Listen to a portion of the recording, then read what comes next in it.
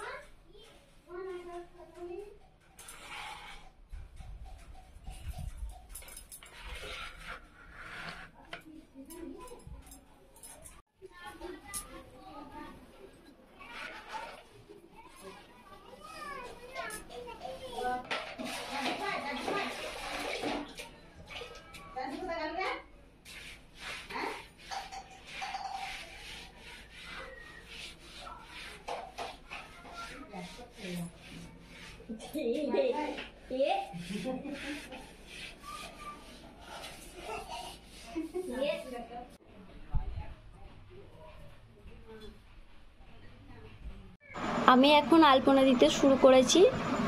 আর এইখানে লক্ষ্মী পাতা হবে, এইখানটা একটু বড় করে আলপনাটা দেব, আর গোটা ঘরই আলপনা দেব, যেহেতু লক্ষ্মী পুজো। অনেকেরই বাড়িতে ভাদ্র মাস, পৌষ মাস ও চৈত্র মাসে গৃহলক্ষ্মী পুজো হয়। নৈবেদ্য ধান সহকারে এই পুজোর আয়োজিত হয়। অনেকেই আমার থেকে ভালো আলপনা দিতে পারো।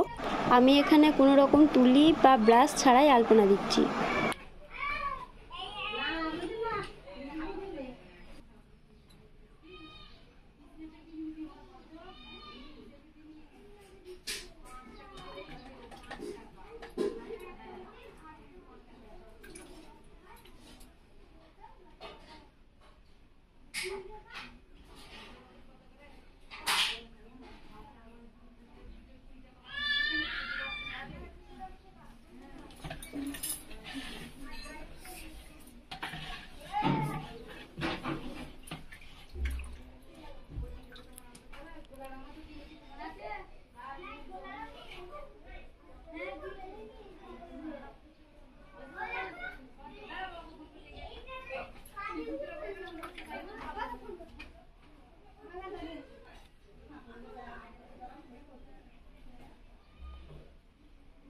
গোটা বাড়িতে এই যে লক্ষ্মী পায়ে আদলে আলপনা পড়ে। এই পুজোর আলপনা সাধারণত কোজাগরী লক্ষ্মী পুজোর আলপনা থেকে আলাদা হয়। বেশ কিছু আচার, নিয়ম ও কোজাগরী লক্ষ্মী পুজোর থেকে এই 3 মাসের লক্ষ্মী পুজো আলাদা হয়।